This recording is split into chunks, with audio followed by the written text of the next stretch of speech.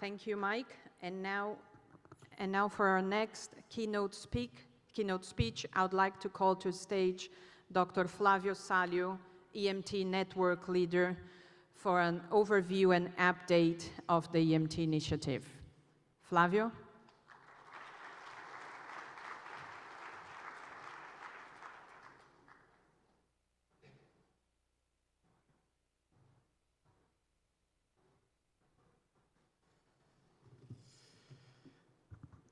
Good morning, everyone. Thank you so much for taking the time to join, and I'm really impressed to see so many people joining us here today. What we'd like to start is basically what we came from, in particular from the last global meeting when we launched a clear strategy and a critical call to actions. The call to action has been very successful when we're looking now after 2 years.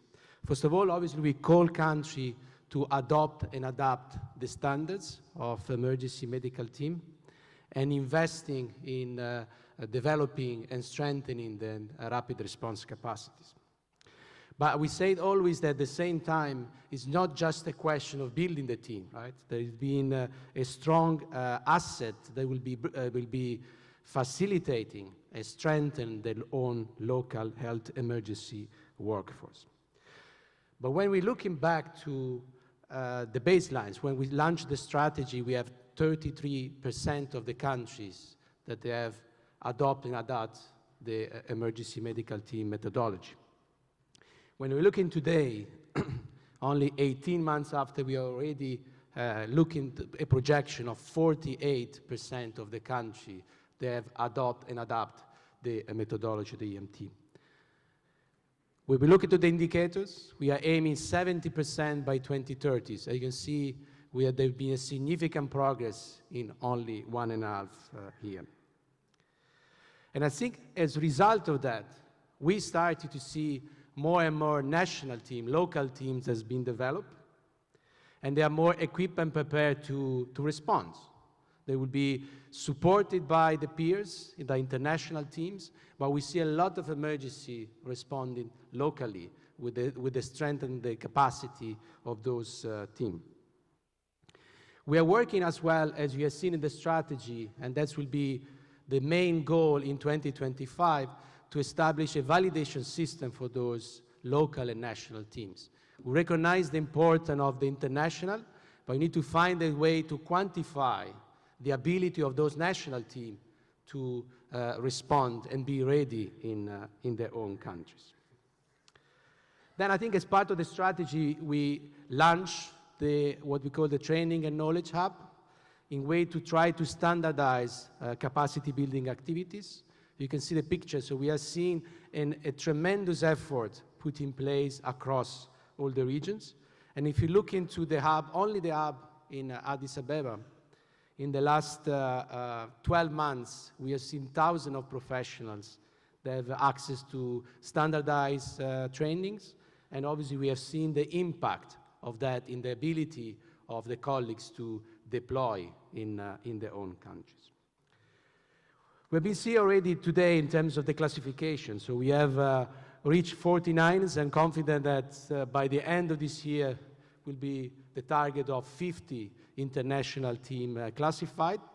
But it has been a busy biennium as well since we launched the reclassification. And you can see 12 teams that will be recognized as well tonight during the gala dinner. Of importance on this slide is we have received since the last global meeting 60 new expressions of interest. So in less than 2 years, we have received 60 more teams that they apply to the classification process. And when we look into the details, 1/3 of those 60 teams are represented by NGOs. And most of these NGOs have responded, have been exposed to the initiative, and now they're coming forward to be classified as emergency medical team. Then, a part of the strategy, we look into a more agile the concept of modularization for emergency medical team. I think this concept of specialized care team is becoming reality. Thanks, as in the picture you can see, thanks to the UAE and the Department of Health, I think we had significantly advanced in the standardization of the response to CBRN events, as well as starting the work on mental health and psychosocial support, as we agreed back in 2022. In addition to that, and it's very relevant for the events of today, we have developed tools to facilitate the work of teams working in insecure environments and in more challenging situations.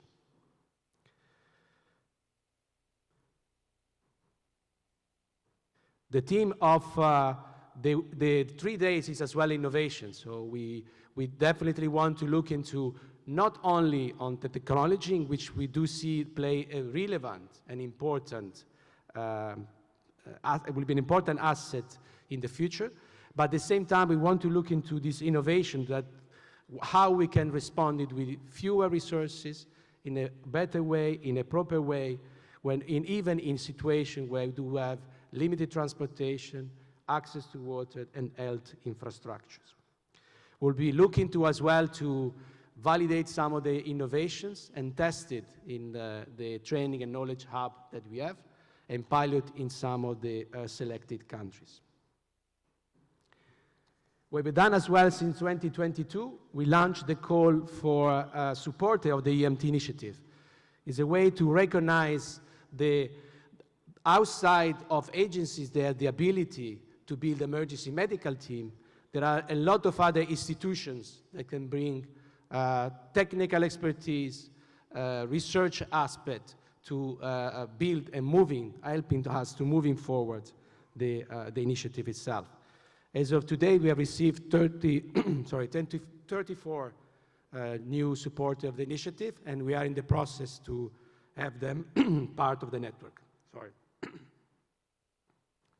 And lastly, I think we do have the opportunity, obviously, to joint effort with other networks, as has been said already before, collaborating with other networks, expanding the pool of capacity at countries and globally, in particular to ease the coordinations and facilitate the support to the populations that we serve. As mentioned, I think EMT can play a vital role as part of that, and in particular to strengthen, obviously, those capacity at country level to allow them to respond. Lastly, I would like just to say we are referring to teams, but I think we're not only talking about teams, we are talking about the architect of a more resilient system that can support preparedness and response to emergency. And this, we have another example as well of the achievement done, as we said, and will be 100% sure by 2025, we will see all regions having classified emergency medical team. I would like just to conclude to say we have done great, but I think we can do more. So let's challenge ourselves to make sure that every country, every need, and everyone will be part of the response. Thank you so much.